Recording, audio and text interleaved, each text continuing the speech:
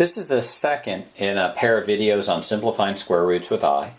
And in this video, what I'd like you to do is to work out these four problems.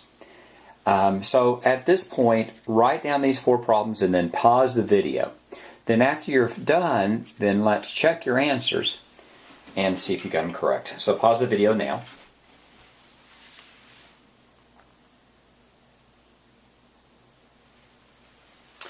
Okay, now you should have completed these four problems, so let's check your answers. If you haven't done these yet, then pause the video and work them through. But if you have completed them, let's check your answers now.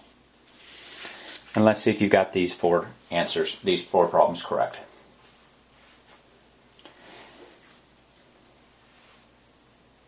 Now, if you got these four problems correct, you can stop this video and go on to the next one. If you haven't got these correct, then let's work through each one of these and see if you can figure out where you got the problem wrong. So let's look at the first problem. The first problem is 6 square root of 375. Now, the first thing to notice is this is, although we're studying imaginary numbers here, this is just a problem from Algebra 1. The number underneath the square root is not a negative, so we don't need to use I. All we need to do is to simplify the square root. And the way to simplify the square root is to think about your perfect squares. Your perfect squares are 4, 9, 16, 25. That's 2, 3, 4, 5. 6 is 36. 7 is 49. 64 is 8. 9 is 81. 10 is 100. 11 is 121. 12 is 144. And 13 is 169. So we need to break this number into two numbers which multiply to 375, but one of them needs to be perfect square. This ends at 75, so I think it's 25. I'm not exactly sure what it is, so I'm going to use my calculator. I'm going to go 375 divided by 25. I'm going to go 375 divided by 25, and I get 15. So that's 25 and 15. So that becomes 6 square root of 25 square root of 15. The square root of 25 is 5, so that's 6 times 5 square root of 15. Or 30 square root of 15. And that's my final answer. The second problem is square root of minus 180. So square root of minus 180. Remember, when there's a negative underneath the square root, the very first thing that you're going to do is you're going to factor out a minus 1. So that becomes square root of minus 1 square root of 180. Or, another way to say that is I square root of 180. That's step 1. Step 2 is simply to simplify square root of 180, just like you did before, or just like you did in problem number 1 or Algebra 1, however you want to remember it. So square root of 180, I think that's 9 and 20.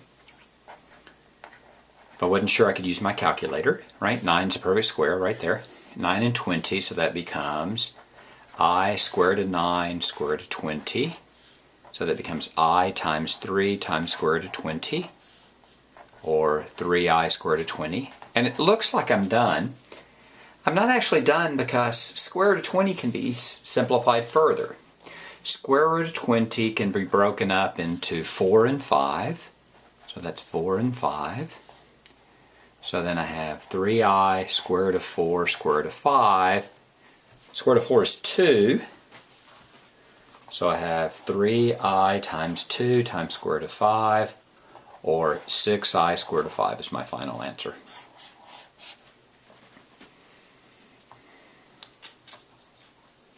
Now on number 2, you could have gone a little bit faster if you would have gone square root of negative 180. Still take out your minus 1 first. So that becomes I square root of 180. But that 180 actually is 36. If you weren't sure, you could use your calculator. So 180 divided by 36, and you get 5. So that can be broken up into 36 and 5. So that's I square root of 36 square root of 5. Square root of 36 is 6, so that's I 6 square root of 5, or 6i root 5. And it doesn't matter which of these two ways you do it. This way is a little bit faster, that's all.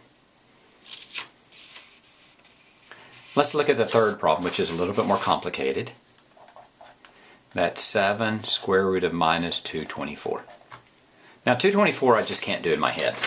So I'm going to hopefully have memorized all of the perfect squares. If not, I might make a little index card that have the perfect squares on them. So I'm going to use those squares I wrote down before. I'm pretty sure that 4 goes into it. Let's try that. 224 divided by 4. And it is. It's 456. However, this is a pretty large number, so I'm going to try another number. So let me try 36. And then what I do is I go 224 divided by 36. And if I get an integer, that means it goes in evenly. Here I get a decimal, so 36 doesn't work. 25 doesn't look like it works. So let's try 16. 224 divided by 16 is 14. So it does. It's 16 and 14. So that's, let's stop. Let me stop right there. Now why did I stop?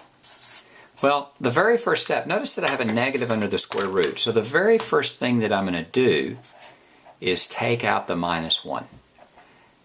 So you have 7 square root of minus 1 square root of 224. And that becomes an I. So it's 7i square root of 224. And now I'm going to simplify square root of 224. So I break that down into 16 and 24. So that's 7i square root of 16 square root of 24. Square root of 16 is 4, so that's 7i times 4 times square root of 20 times square root of, it's not 24, it's 16 times 14. So let's back up for a second here.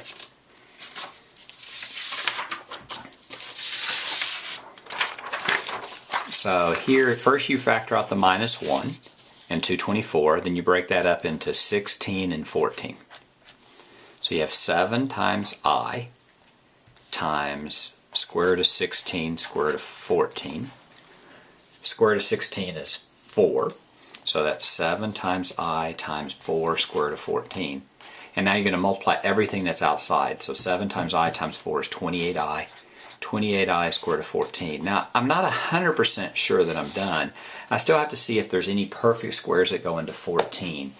Let me think that through. Does 4? No. 16 doesn't. No, I'm done.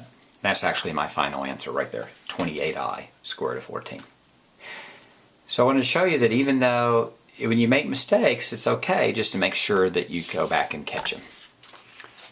And let's look at the fourth problem. The fourth problem is minus 3 square root of 60. The thing to notice here is that even though we're studying complex numbers, we don't use a complex numbers here because what's underneath the square root, 60, is not a negative number. So we simply find two numbers that multiply to 60. I think it's 4. Let's try. Let's go 60 divided by 4, 4 and 15. So we simply break that up into 4 and 15. You have minus 3, square root of 4, square root of 15. Square root of 4 is 2, so that's minus 3 times 2 times square root of 15, or minus 6 square root of 15. There's your answer. And that's how you simplify square roots with I.